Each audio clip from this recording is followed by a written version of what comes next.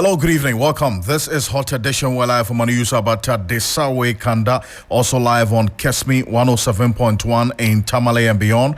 We're live on W93.5 in Wa and beyond. Remember, we're streaming live on Facebook at 3FM 927 here on Hot Edition on 3FM 92.7. You can also share your thoughts, views, comments, and opinions with us here on Hot Edition on 3FM 92.7. My name is Alfred Okanse. Let's get into the headlines now. The Chief Justice Geto Tokono submits response to the petition seeking her removal from office. We'll be delving into what it means to the process so far and what happens after today. Stay with us here on Hot Edition. Also, this evening, National Intelligence Bureau on manhunt for fake currency kingpin. We'll be delving into that shortly. A security analyst will be joining us here on Hot Edition, and the National Security Operatives uncovers stacks of ECG equipment at two sites at Kansaurado, a suburb of Sekendi Takrade in the western region. Also, the U.S. ambassador to Ghana says that the recent 10% tariff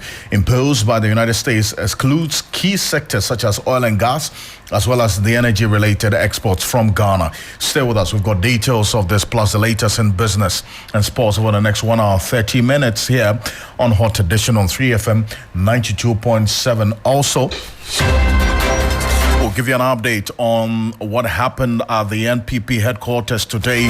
Former Member of Parliament for the Dom Kwabenya constituency, Sarah Joseph, attended on to the invitation by the disciplinary committee of the NPP. Stay with us. As always, we're live on Facebook at 3FM 927, also on Kesmi 107.1 in Tamale and beyond, and on W93.5 in Wa and beyond. Let's settle for a summary of the news now. Judith Brown is here.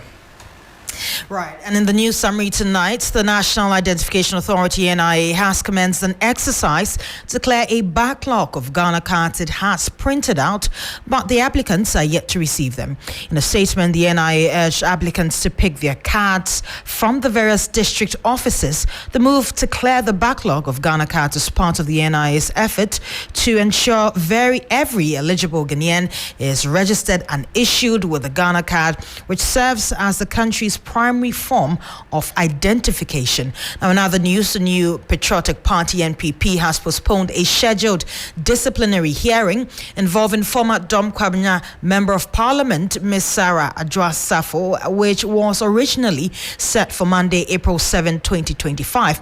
Now, the party communicated the decision in a letter dated April 6, 2025, signed by Honorable Patrick Boama, Secretary to the Disciplinary Committee, and William Yamwa, Director of Finance and Administration at the party's headquarters. Also in news, the Minister of Foreign Affairs, Samuel Okudzeto-Ablakwa, has said the government was committed to the deportation of all foreign nationals engaged in illegal mining activities in Ghana, widely referred to as galamsey. Now, speaking to some members of the Ghanaian community in Lagos, Nigeria, at the weekend, the minister reiterated President John Dramani Mahama's firm stance on safeguarding Ghana's natural resources. And finally, national security is probing the mysterious circumstances under which an association, which was recently busted over fake currencies and gold bars in Accra, was in possession of exclusive Bank of Ghana BOG money boxes. Now, operatives of the national security uncovered several official Bank of Ghana money boxes at the Syndicate's Operations Center at Sapeiman in the Greater Accra region off the Accra in Sawam Road. That's all for the news summary tonight. Judith Brown, appreciate you for this. Thank you so much.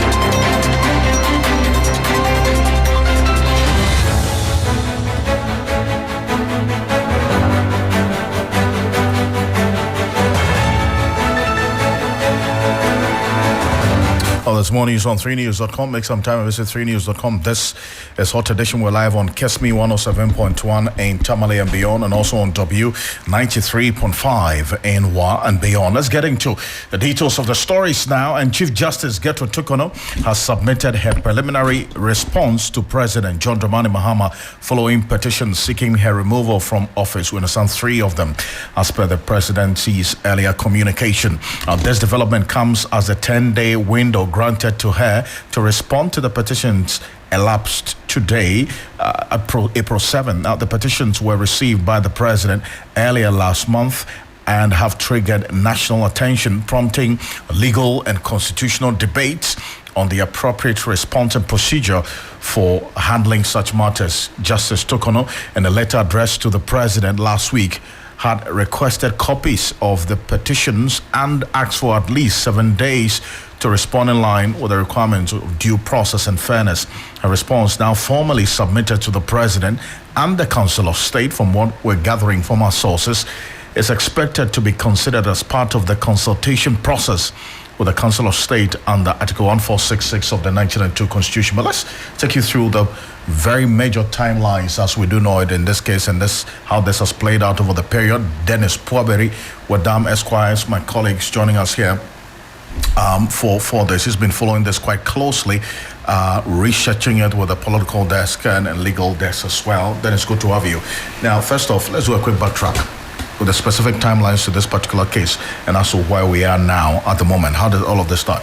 Well, so from what we have gathered so far, we can now say with authority that the presidency received petitions, 3 of them, 2 somewhere in February this year and 1 in March. And those petitions were seeking the removal of the Chief Justice. The first time we got to hear of these were in a statement that was issued by the presidency, by the Minister of State in charge of government communications on the 25th of March 2025, to the effect that these petitions, which we later learned were submitted in February and March, were forwarded to the Council of State for a consultation process to begin in accordance with the constitutional provisions that allow for this to happen. However, this was met with some pushback, and we saw that by way of the filing of some lawsuits 2 days after, that's 27th of March 2025. And these suits were to the effect that the Chief Justice ought to have given notice of these petitions and also an opportunity to respond to them before that consultation process between the President and the Council of State could progress.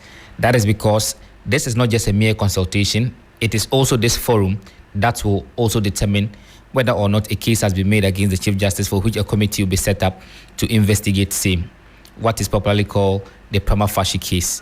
So in that regard, the people who were of the view that the President, having failed to give the Chief Justice notice of these petitions and also giving her the opportunity to respond to same, had violated some constitutional provisions for which they want the Supreme Court to declare that action unconstitutional.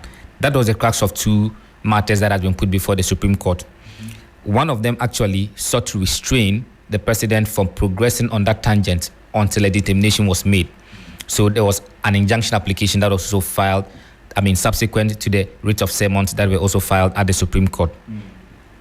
Now, on that same day, the Chief Justice later in the evening writes officially to also seek that she be notified of the petitions and, of course, giving copies and also be given 7 days to respond. This was on the 27th of March 2025. We would later learn that on this same day that Chief Justice was writing to seek to get the petitions and also to respond, was also the same day the President, according to him, had also sought the view of the Council of State as to whether the Chief Justice should be given the opportunity and if she should be given 10 days to respond to it. According to information from the presidency, it was the same day that the presidency got feedback from the Council of State, which had given the green light for the presidency to give the Chief Justice that opportunity. Right. So accordingly, the following day, which is 28th, the presidency writes to the Chief Justice, if giving her the petitions and also giving her 10 days. Mind you, she had requested for 7 days. Yes. But the presidency gave her 10 days to respond to these particular petitions. While at this, mind you, the cases are still pending, and these cases are in respect of the constitutionality or otherwise of the President proceeding to have the Council of State in a consultation without, at the time, was without notice to the Chief Justice or giving her the opportunity to respond. But now, as it stands now, even though the case is still pending, now the Chief Justice has been notified of the petition. She's been given the opportunity to respond. She has indeed, as we have gathered, responded to those petitions now, or she has made her input. So the consultation process also begin. But the question that now hangs or remains unanswered is whether or not these suits before the court are still relevant, for which they'll be heard on Wednesday, which is the 9th of April. That's your birthday, if I'm not mistaken. Yes, so indeed. Yes, we'll look out for that to see whether the Supreme Court will still sit on this matter and what the determination will be. But mind you, what is happening on the 9th is a matter of injunction, because like I did indicate, the plaintiffs in this particular matter said, let's put the process on hold. Let the Supreme Court make a determination before we get back to it. As to whether it will still be relevant or not, that will be for the courts to decide on Wednesday. So essentially, this is where we came from and this is where we are. The outlook is that we are looking forward to Wednesday to see how things will play out. Fantastic detail there. Dennis, appreciate you as always. And summarizing it all out for us or to understand every step of the way how things have played out. Dennis Barbero with Esquire is my colleague here, and also on the political and legal desk as research also with us on this. But let's stay a bit further on this matter. And lawyer Martin Pebo is joining us on the telephone. It's private legal practitioner. Counsel, good evening. Thank you so much for joining us here on Hot Edition. You're welcome, Mr. Counsel. Perfect. Now, so after this news of the Chief Justice submitting her response to the president following these 3 petitions seeking her removal, what next after today? Yeah, so it means that now the president would be able to go into the matter, that's to determine if the allegations are serious enough and there is a bit of evidence, until a bit, so that's to say that it doesn't have to be all the evidence at this stage, because remember it is a paper, so you can't, there is a limit to how much evidence you can put into writing. Some of it you have to bring physically, pictures, audio, video, etc. Right? So at this stage, the president is supposed to look at the petition, look at the answer, that's the Chief Justice response, then seek the advice of the Council of State and come to a determination. But usually when we say prima facie, we should understand that it's a complex way to explain, but speaking it simply, that's why I said a bit of the evidence, but it shouldn't be so low that anybody can just make any allegation and it will pass through. But what also should be clear is that the petition should not, it's not possible for it to prove the case 100%. You see, so let's say if in the petition, maybe the petitioner is alleging, let's say the petitioner is alleging that he saw Mr. Okanse is CJ, and the petition is against Mr. Okanse. Then he said that he saw Mr. Okanse and Dennis Kwabiri having tete-a-tete right after a case in which Dennis Kwabiri is plaintiff and let's say Beatrice Edu is defendant in the Supreme Court. I may leave out appellant to those things, but let's just say that Dennis Kwabiri and Beatrice Edu are parties in the case before the Supreme Court, and Okanse is Chief Justice. And afterwards, saw Dennis Kwabiri and Chief Justice having dinner and so many other things. He has eyewitnesses, etc. At the prima facie determination case, you can't ordinarily, you would say he should bring all his witnesses to come and do prima facie. No. But he says he will present so and so witnesses, etc. It means that it will be at the tribunal stage, all right? So it's such an allegation would most likely cross, okay, because it's alleging serious matters of ex-party communications and things about impropriety. So the point I was making is that you can't put the evidence, the witnesses. You've stated that you will call them at the appropriate stage. So the prima facie determination, your case cannot be thrown out because there is no forum for you to bring the witnesses to the prima facie. If you are asked to bring witnesses to the prima facie stage, then it's like that will be a full hearing even before we get to the proper hearing. And so I was just making the point that prima facie is a complex word, very varied. The meaning will vary from one example to the other. So generally, the way to look at it is that the allegations look serious, the person looks serious to prove them, generally, and they are within the constitutional limits, it will pass. Then when it gets to the committee stage, that the 2 justices of the Supreme Court and 3 lay people, that they are not lawyers, they are not MPs, they are not ministers, those 3 people, Then they will now sit down and go into the case. Then witnesses will be called. They, as judges of the case, are also allowed to ask questions as they wish, because it's an inquiry. It's not limited to the court system where it's just adversarial. Yeah. This one is an inquiry, so they can ask as many questions to try to investigate the matter as much as possible. So that's where we'll go to if the petition and the allegations look serious enough. But if they don't look serious enough, and the Chief Justice's answers answer everything, clear all the doubts, then the petitions will be dismissed. See, that's some good detail and some basic explanation, at least, for our listeners to follow every step of the way. So essentially, does a submission now lead to, or possibly lead to, the determination whether a committee will be established to investigate the allegations against the Chief Justice?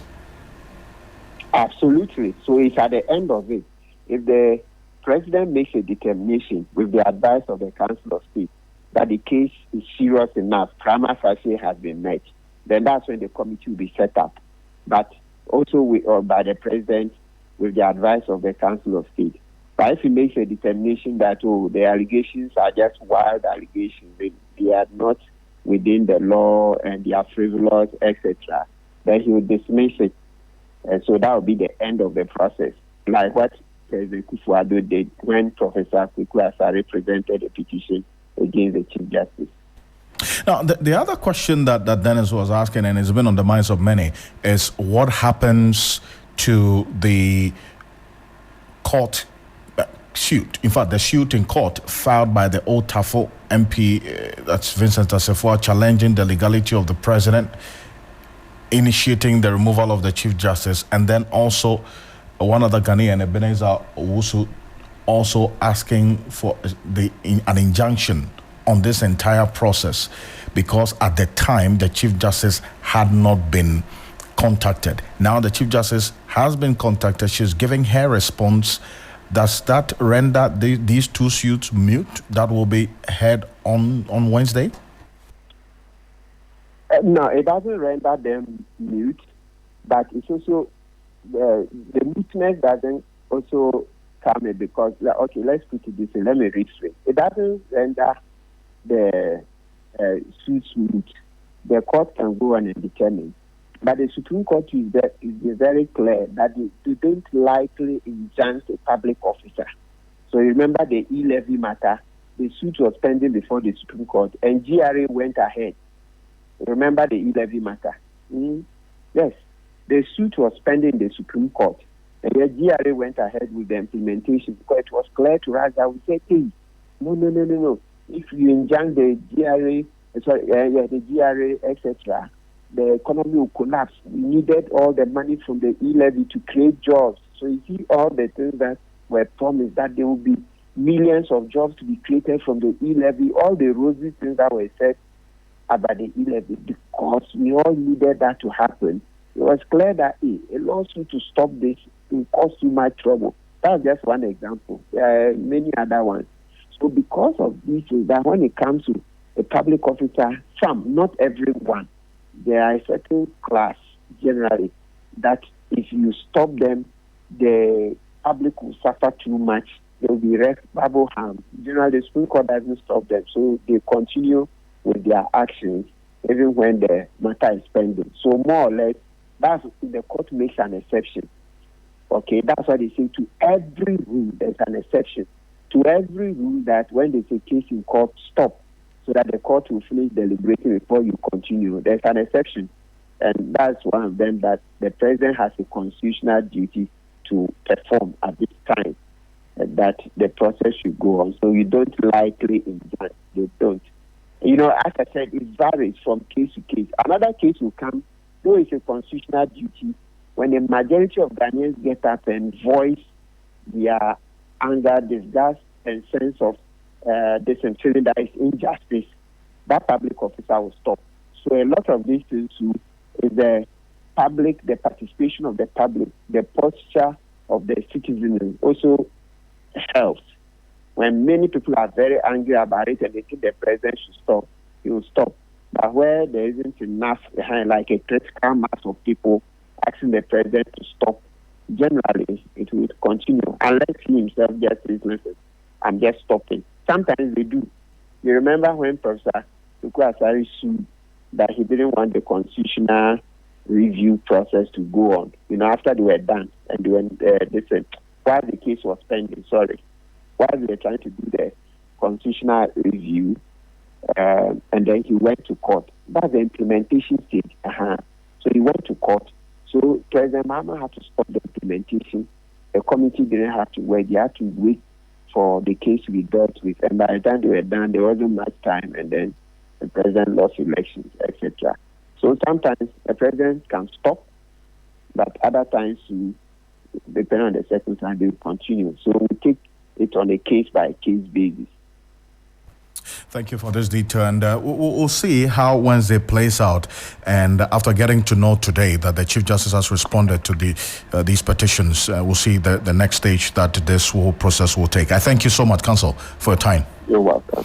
Martin Pebo is private legal practitioner, joining us with his thoughts on this. So live here on Hot Edition on 3FM 92.7, also on Kesmi 107.1 in Tamale, and on W93.5 in Y and beyond. The national security operatives are tracking a kingpin behind a sophisticated counterfeiting syndicate. We'll get into that shortly, but let's go back to the courts, because the Attorney General's office is reviewing the case of the murder suspect, Gregory Afoko, to decide whether or not to continue the prosecution, despite being tagged a prime suspect in the murder of former Upper East Regional Chair of the NPP. The state has been unable to secure his conviction, with the last trial ending with a hung jury.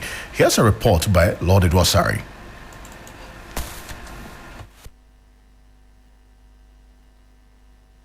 Gregory Afoko is accused of conspiring with Asapke Alangdi to murder former Upper East Regional Chairman of the New Patriotic Party, Adams Mahama.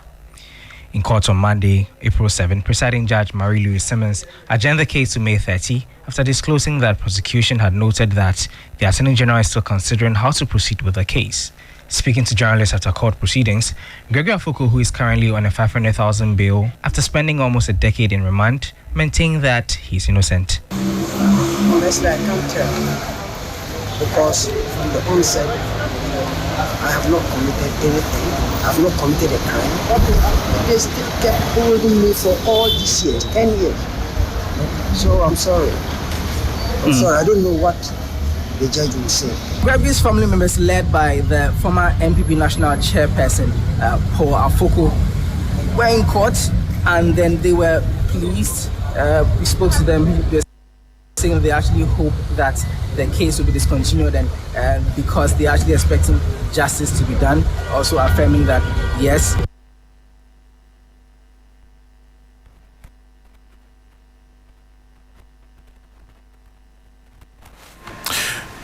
We'll get details of that and some reactions shortly here on Hot Edition on 3FM 92.7. We're also on Kesmi 107.1 in Tamale and beyond. We're live on W93.5 in Wa and beyond. Give us your thoughts, views, comments and opinions on the issues that we've been talking about so far, and read out to you and to the rest of the world. We're also live at 3FM 927 and also on Kesmi 107.1 in Tamale and on W93.5 in Wa and beyond. Your thoughts, views, comments and opinions are welcome, and we'll share it with the rest of the world here on Hot Edition on 3FM 92.7. Let's go into some of the stories where on the matters of national security. We'll come back to that shortly here on Hot Edition. The roads minister has impounded trucks on the fast deteriorating Takwa Agona Nkwanta road for altering their axles. The 95 million euro road project, which was completed less than a year ago, has seen significant portions of the asphalted road destroyed. Contractors have blamed the deteriorating nature of the road on illegal activities of drivers, forcing the minister, Governs Kwame Abuja, to undertake an operation on the road.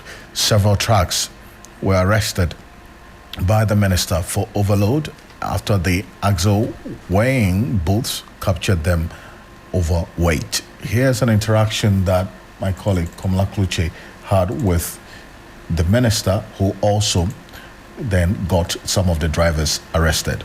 Oh, yeah, axles. And nozzles. Now, Ebanu says as be or through. Wait here, Emrano. Never police for actually says here. Want to me call. Him say Wayne Bridge or GHA Bridge or front of. Okay, we the young Wayne Bridge. Two of his axles are up, meaning it's a 7-axle track which is supposed to weigh 70 tons. So an excess of 20.94 tons. When we met him on the road, 2 of the axles were up. So it means that he was using 7 axles instead of the 9 axles. So his crime is that, yes, the car is a 9-axle track, but on the road he was deploying only 7. And in that case, it means that the weight in the car was affecting the road more than it should be. And that is what majority of them do. Chief, I think let's go. That was the roads minister. Let's go on to some matters of security now. The national security operatives are tracking a kingpin behind a sophisticated counterfeiting syndicate said to be operating here in Accra. The operatives made the bust initially in February this year. Director in charge of special operations at the National Security Secretariat, Richard Jakpa, has been leading the team. The latest on this development, however, is a rather disturbing one, which is heading Bank of Ghana money boxes, fake currencies and fake gold bars at Sapeman warehouse. Now, I'll be engaging the experts, but first let's walk you through what they found and at what time exactly of the year. On February 9, the National Security Operation that uncovered 12 20-foot containers with unspecified CDs, CD notes and dollar notes at Sapeman, which we reported. You're going to see that on the screen if you're watching us on Facebook right now. On March 5, the National Intelligence Bureau seized a vehicle loaded with about 120 slabs of cocaine with a street value of $150 million on the Cape Coast Road en route to the Greater Accra region. On the 27th of March, the National Intelligence Bureau intercepted massive consignment of cocaine weighing 3.3 tons, valued at $350 million, headed to Accra from the Western region. On the 6th of April, National Security is reported to have discovered hidden Bank of Ghana money boxes, fake currencies, and fake gold bars at Sapeman warehouse from its February 9 bust. Well, security analyst Dr. Victor Doke is of the view a lot more needs to be done by the security agencies to ascertain the main culprits of the crime. He spoke to my colleague Eric Mawena Egbeta earlier on News Central. There has been some cartel in operation for some time, okay? Now, it will only take a robust mechanism put in place by security agencies to work on an these, operations by these cartels. It will take intelligence gathering, it will take what measures that have been put in place with regards to robust systems, okay, for these busts to be what on end, and then the perpetrators being arrested. So one, I think what the national security is doing is about carrying the focus along, the people of the country along with regards to what, letting us know the where, the how, and the what has been going on currently with regards to what illegal draft, okay, in the system, which the president has made clear Ghana is not going to have that. So when you talk about we having made sacrifices with regards to the security agencies, I think this is one of the ways to go. And I think we just have to be on the guard, on the lookout more, because then with these facts going on, some of the perpetrators will be on the run, thereby we will not know their operations by and large, because then they'll be in the hiding and then come out later on. Doc, I see you're beginning to already talk about the president's directive for investigations into the whole airmed airplanes which touch base in the country. We'll get into that shortly, but I just want to stay with respect to this Sapeman bus. We're seeing money boxes belonging to the Bank of Ghana. When Mr. Jakpa spoke, he made reference to the fact that yes, some individuals had been arrested and that they are on a manhunt for one Alhaji in connection with these 12 20-foot containers, and then the latest discovery that was seen. But should we be focusing on just this one Alhaji individual, considering that money boxes which belong to the Bank of Ghana are being found at this place where illicit activity is ongoing? Shouldn't the investigation be broadening its horizon into looking into how even money boxes are finding its way here? Right. So when you talk about investigations, there's always a ring leader. And here, the narrations, the Al-Haji is the ring leader. There's been other, lieutenants who have been arrested. But then the ring leader is out. Now, you have connections, okay, of other people who are working at other institutions. I.e., maybe there were some people who were working in such institutions who had links, because how you explore sensitive material such as that will be found in Sacramento, okay, in a container that should be belonging to this island. So investigations should be widened. There should be forensic investigations, forensic auditing as to the activities of how these forces, they already have markings of them, so they can trace. There's already records. They can trace as to how it entered into the country, when we see them, how the boxes left the POG, a compound which is fortified. Security is what strengthened. How did it leave that premises? Found its way to Sacramento. Investigations will definitely do what. As Victor Doke, Dr. Victor Doke is a security analyst, a lecturer at the Kofi Annan International Peacekeeping Training Center. Still on matters of security and national security operatives. This evening, we're hearing in the Western region have uncovered stacks of ECG, that's Electricity Company of Ghana equipment, at two sites at Kansarado, a suburb of Sekondi Takrade in the Western region. One identified site owner claimed it was for an ECG project, whilst the other is yet to be identified. Now, two suspects, Henry Apia of Hegmek Company Limited, a subcontractor of ECG, and one Evans Latte, supervisor of MBH Power, were initially arrested in connection with the 41 drums of aluminum cables and 5 used cables, including bundles of iron bars dumped in the bush belonging to the Electricity Company of Ghana in the Kansarado suburb of the Sekondi Takrade metropolis, but has since been released. Now, the operatives also busted about 100 boxes of single-phase ECG meter boxes and other accessories when starch at a private residence in Kansarado in the Sekondi Takrade metropolis. Hashim Tanko Nuhu is a national security operative. He's been speaking to the media earlier today. I got instructions from our bosses.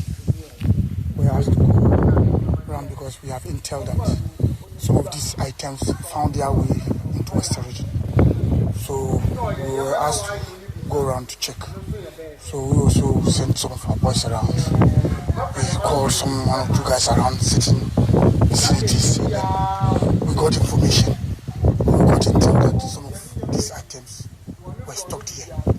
So we got the information yesterday.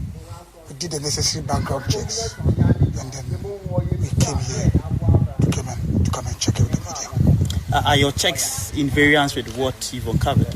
Not at least. What our intel told us is exactly what we found here. So we are on the same wavelength with it.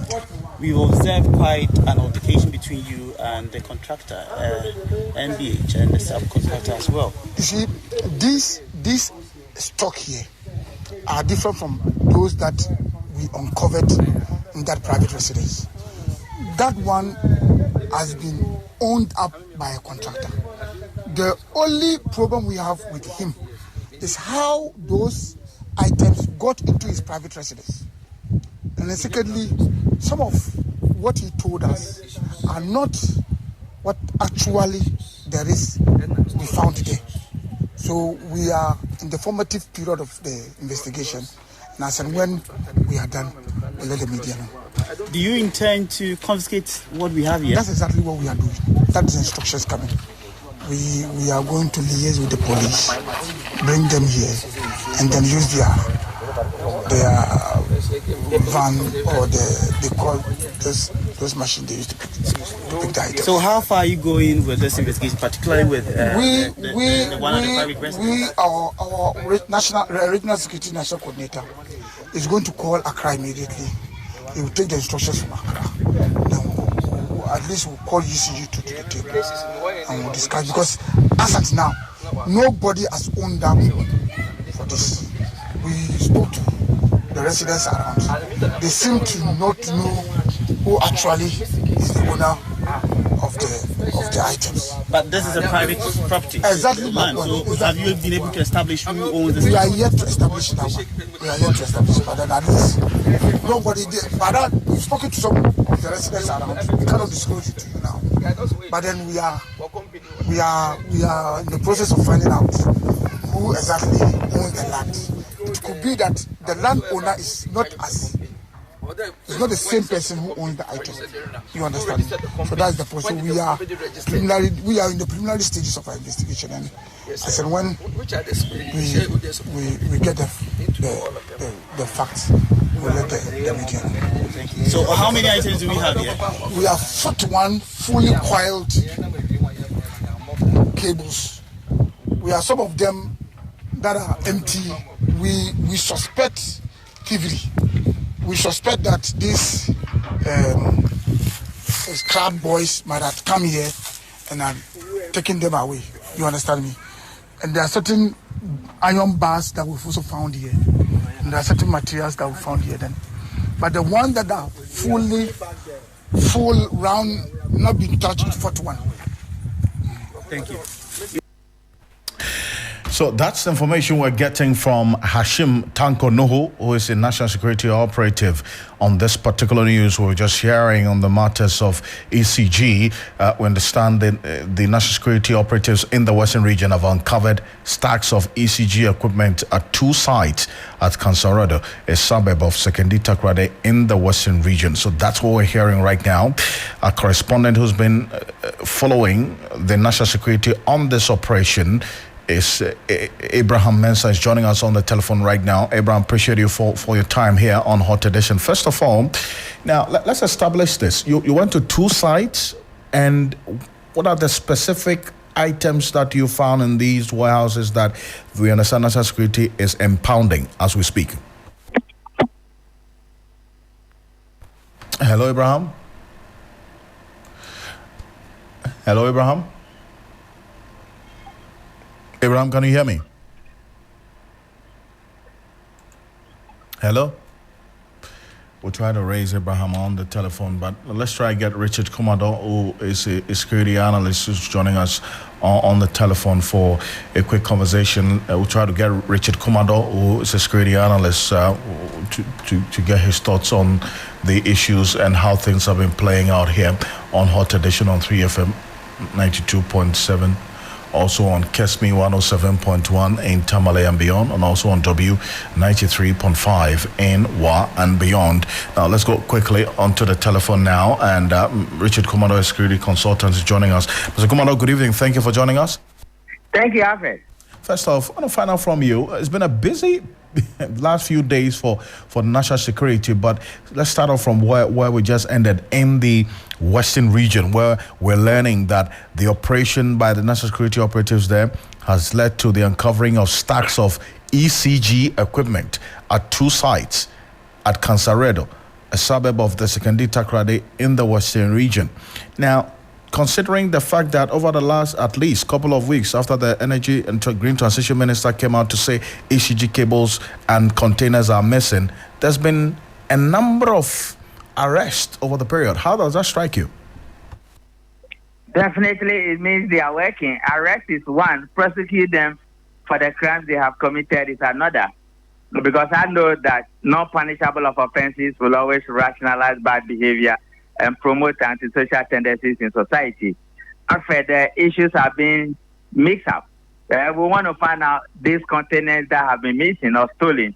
Were they the ones in the hands of the state, which means they have been confiscated because ECG couldn't pay the demurrage, or these are the actual working containers of the ECG, or these are things that were given to people, they sold it to them.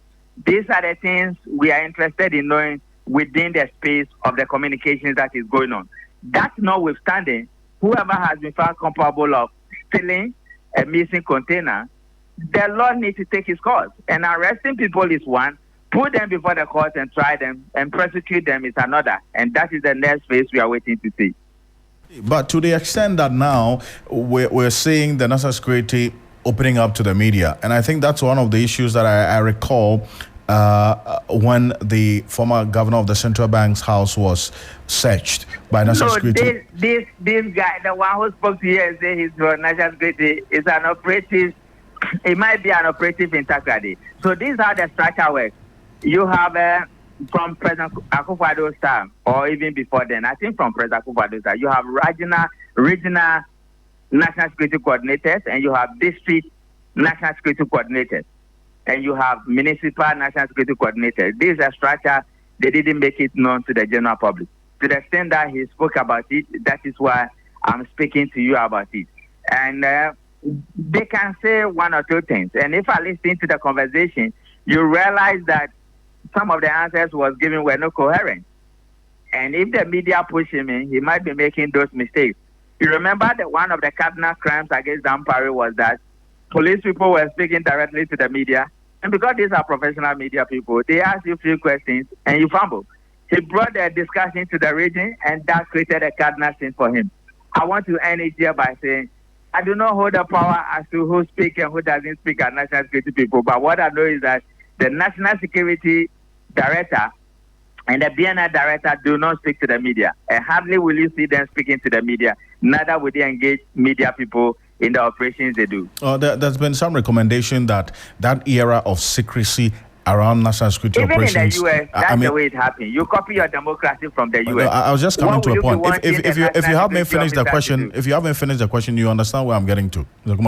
So there's been that recommendation. And I earlier spoke to Ken Officer Sabaje retired, who also holds a contrary view that secrecy around national security operations, that era is over, and that national security should be giving briefings at least on the operations. National security coordinator or national security, because there's nothing like national security. Essentially, is it a national security coordinator? Mr. Kumado, the National Security Coordinator obviously will be speaking for and on behalf of the national security to give him briefings about their operations. Is that a call that you would support? No, if that is the direction they want to go, then what they will do is that they will appoint a corporate affairs person for them. Because what happened in the U.S., where you copy this democracy point, is that the FBI director goes to the committee. And you remember when President Donald Trump was shot, the director of the Secret Service appeared before a committee. Before they appear before those committees, whatever they are coming to tell you has been pre-planned. They have rehearsed it.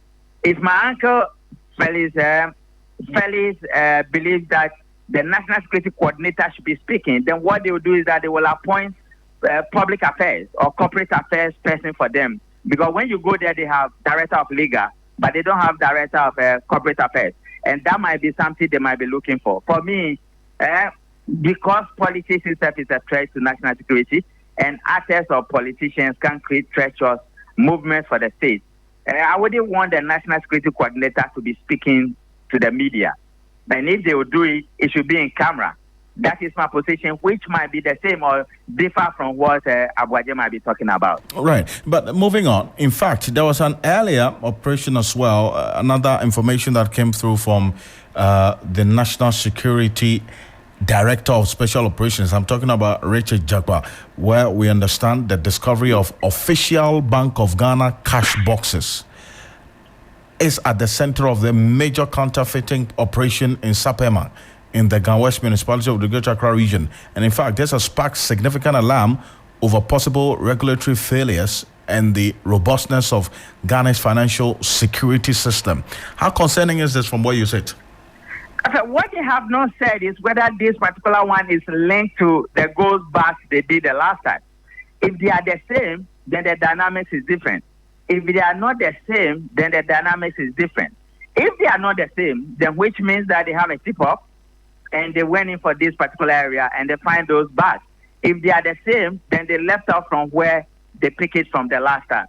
No matter what it takes, I understand they brought in from Dakar's voice, they brought in some people from Bank of Ghana, and they confirmed those are their boxes.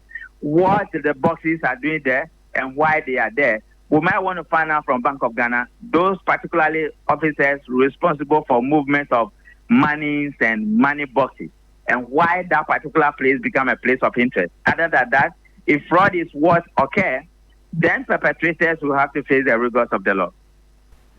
I do thank you for your thoughts on this. And thank you, Alfred. God bless you. Indeed, and bless you too. That's Richard Commodore, is a security analyst, sharing his thoughts on this. But let's go back to the Western region, where a man is following the national security operatives there every step of the way. Abraham Mensah. Abraham, unfortunately, we lost Abraham on the telephone. We'll try to raise him back and have a conversation with him on the happenings in the Western region, specifically with the national security operatives in the region. We understand have uncovered stacks of ECG equipment at two sites at Kansaredo, a suburb of Sekondi Takoradi in the Western region. One identified site owner claimed it was for an ECG project, whilst the other is yet to be identified. From what we're hearing, two suspects, Henry Appiah of Hegmic Company Limited, a subcontractor of ECG, and Evans Lati, supervisor of MBH Power, were initially arrested in connection with the 41 drums of the cables, aluminum cables, belonging to the ECG. Abraham is back on the telephone. Abraham, so tell us, these two persons who are arrested, you understand one of them has been released. How about the other person? Good evening. Actually, the two have been released. Initially, they were causing a bit of a nuisance at the Regional Coordinating Council. And based on some consultations the National Security Operatives had, they were to release those officers of the two companies as they continue their investigations at the head office with ECG. I see. Now, we understand these persons said these cables were for an ECG project. Now, what was the reaction or the response of national security to this particular position that was earlier espoused?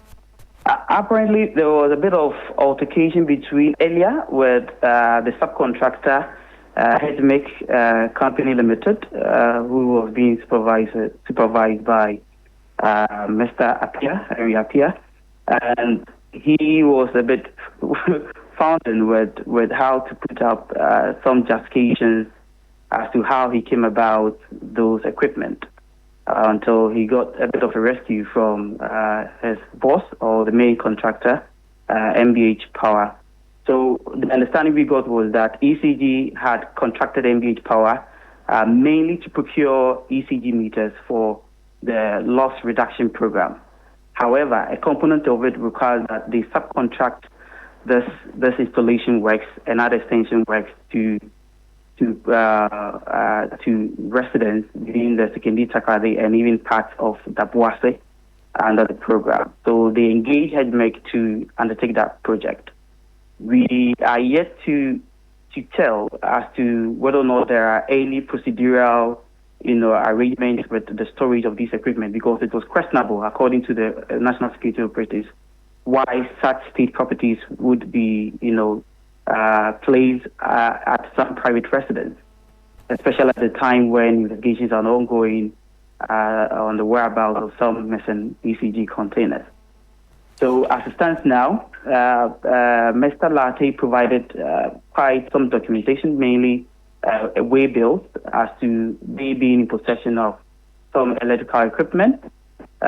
We couldn't make time to visit their warehouse, which they claim to have quite a number of these equipment. But we understand the national security operatives will pursue this matter to its conclusion. However, our sources at the ECG confirmed that there is a contractual arrangement with MBH. They did not say as to whether or not those items we found were truly some consignment they had released to MBH for those work. So I see. The ECG has taken up this matter and we're hoping to have quite some better responses to that. But we're seeing videos. If you go on our Facebook page right now, we're showing videos of some of these ECG cables that were seen in a bushy area. Now, Abraham, explain this to us. This video of the ECG cables in this bushy area that you, together with the national security operatives, identified today. What were the cables doing there? So there were two sites. The one in the bush, the national security operatives couldn't tell who brought them there and who even owns that parcel of land. So basically, from the look of things, it's been there for a couple of weeks, maybe months. And there were 41 4-coil drums of electrical cables, including aluminum and then fiber. And then there are others that had been used up. And even from where it's been placed is exposed to theft. So that is one sector of the investigation. The other sector has to do with some 6-7 drums, which were found at the private residence of a brother, as he claims, of the HMIC Company Limited Supervisors residents. So other residents were stacks of ECG meters enclosures, some electrical fuses, which some other metal and other fiber cables in there. Yes, some were locked up, others were quite in the open, and as it stands, we cannot tell as to the exact quantities that are being held in that household. But from MBH, they have their warehouse, and as and when an order is taken from ECG, they would release that to HMIC Company Limited for processing and then installation. Abraham, appreciate you for this update. Thank you. Abraham Mensah there. He is a man in the Western region, moving every step of the way. The national security operatives there. We're also live here on Hot Edition on 3FM 92.7. We're also on Kesmi 107.1 in Tamale and beyond. We're also on W 93.5 in Wa and beyond. Now, before we go into the world of business, we're just getting some information right now. A Ghana-based Nigerian businessman, Ben Peters, was arrested by national security operatives earlier today near the presidential office in Accra. Alongside Peters, 25 others were also detained. They were arrested for allegedly blocking a road leading to an estate at Kanda near the Jubilee House, where several diplomats, including the Spanish ambassador to Ghana and his family, reside. This was revealed by Mustafa Gbande, Deputy Director of Operations at the Jubilee House. According to Mr. Gbande, Peters, accompanied by his personal security guards who were armed, blocked the main entrance to the estate for more than 3 hours over an unresolved business dispute. He also revealed that police motorbikes and an SUV were discovered while attempting to pick Peters up from one of the apartments in the estate. When questioned about his unlawful actions, Peters claimed to own several apartments in the estate, but said the estate developer had refused to provide him with extra keys to access the various facilities, which prompted him to block the road to draw attention and gain access to the said keys. Initial reports claim that the main perpetrator resisted arrest until Ibrahim Mahama, the brother of the president, John Mahama, arrived on the scene, at which point he finally surrendered. However, Mustafa Gbande said the brother of the president was not there. Rather, Ben Peters was overpowered with extra force from the Greater Accra Police Command. So that is information that we're hearing and also following quite closely here on Hot Edition on 3FM 92.7. We're also on Kesmi 107.1 in Tamale and on W 93.5 in Wa and beyond. We're back shortly with the business news. Bismarck Kewusa is standing by. It's the battle of the teams in a 3FM 60-day Fit Start Challenge. Which team will come up tops? Will it be Team Comfort or Team Helen? Will age and tact triumph? Or will youth and energy win? Call or WhatsApp on these numbers: 0532 300 927 or 0532 200 927. Now, to join Team Comfort or Team Helen and enjoy holistic wellness coaching, specialized diet plans, and cooking tutorials, thrilling exercises, challenges, and activities, plus many exciting rewards. 3FM Fit Start is sponsored by Daffy's Health and Beauty, Bill's Microfinance and UGL Premier, and supported by Blue Skies and the Ghana Medical Association. 3FM Fit Start, your health, your journey, your victory.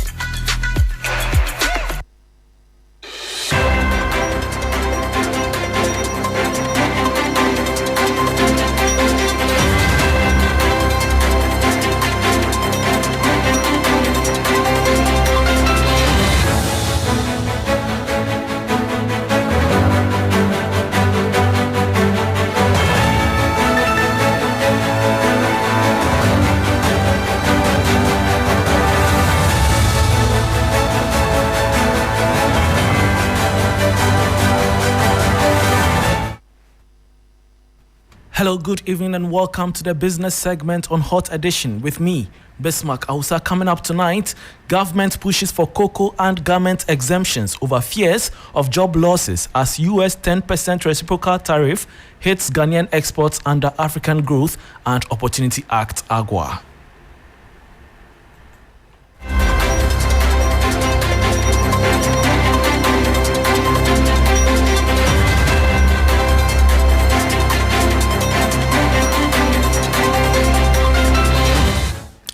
Thanks for your company. Now to the very first story. Ghana is pushing for key exemptions on cocoa and garment exports following a meeting with the U.S. ambassador as the 10% tariff on Ghanaian goods under AGWA officially takes effect this week.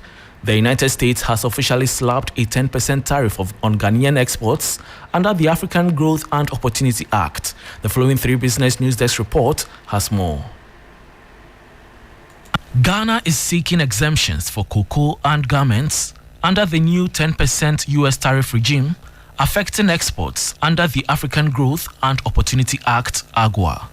This follows a meeting between US Ambassador Virginia Palmer and Foreign Minister Samuel Okudzeto-Ablakwa in Accra.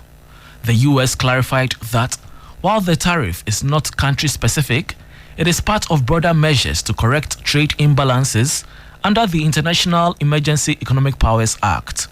Energy-related exports, including oil and gas, remain exempt, but Ghanaian officials fear job losses in labor-intensive sectors like apparel and cocoa processing. The talks ended with a commitment to continued diplomatic engagement to cushion affected businesses and preserve jobs. The tariff officially took effect on April 5, raising fresh concerns over the future of Ghana's trade competitiveness under AGWA. And that was a 3 Business News Desk report on government pushing for cocoa and garment exemptions as US 10% reciprocal tariff hits Ghanaian exports under AGWA. Meanwhile, the United States Ambassador Virginia Palmer has called for further dialogue with the government of Ghana following high-level talks at the Ministry of Foreign Affairs over the recent imposition of the 10% tariff. Addressing the media after the engagement, she acknowledged the concerns raised but expressed optimism about the strength of US-Ghana relations. Oh, I had a great meeting with the Minister of Foreign Affairs, and we talked about how the relationship with Ghana is very strong and how we can keep it going that way. And the sort of details of what these global tariffs are, and some things where the United States and Ghana can improve our trade relations. I hope that it means that Ghana will have some benefit vis-a-vis its competitors, but we'll dig in and continue to talk. And that was U.S. Ambassador to Ghana, Virginia Palmer, expressing optimism about trade ties between both countries following Donald Trump's 10% reciprocal tariff imposed on Ghanaian exports. Moving on to some other stories, President of the Ghana Union of Traders Associations, Dr. Joseph Obin, is calling for stronger collaboration between policymakers and the trading community to curb panic buying and speculative pressure on the local currency. Speaking at the post-MPC engagement with the Bank of Ghana, Dr. Obin welcomed the central bank's decision to hike the policy rate by 100 basis points to 28%, but warned that without timely communication and coordination, traders may continue to react prematurely to exchange rate fluctuations, worsening inflation and street-level pressure on the cedi. We have to look at ways that we can solve this inflation, the interest rate, and especially the exchange rate. Like we said that we have to do something about speculation. It's not good, and our quest to fight the inflation as well. And then it's very important, especially with special regards to the foreign exchange. And so we and your team will collaborate on this, so that any information that we have will also trickle down to the trading sector, so that people will not have unnecessary panic. Because sometimes if we start buying ahead of time, your time is not even due for you to travel, but because of speculation, you go and buy earlier than expected. Then we are putting unnecessary pressure on the exchange rate. But if you have inside information like the one that we've just done, please, let's continue to do this. This is the best way to go.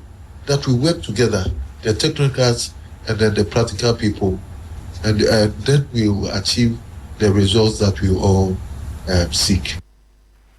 And that was the president of the Ghana Union of Traders Association, Dr. Joseph Obin. Meanwhile, the Bank of Ghana has assured GUTA that it remains committed to fostering enabling macroeconomic environment that supports sustainable growth and stability.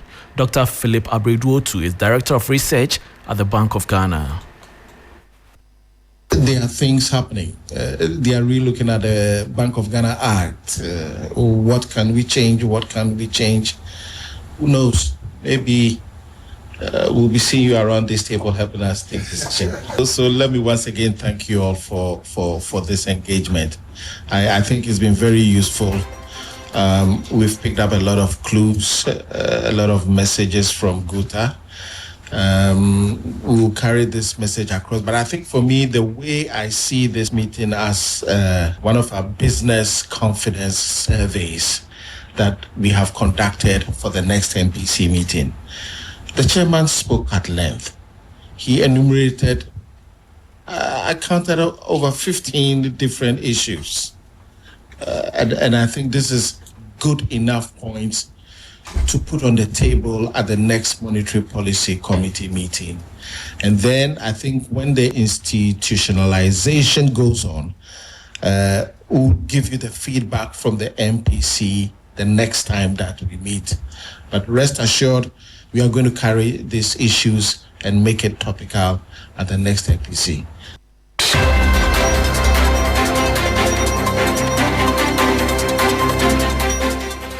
And that was Director of Research at the Bank of Ghana, Dr. Philip Abreduotu, ending the business segment on Hot Edition with me, Bismarck Ausa. For more business stories, please check out our website, 3news.com. Thanks for your company.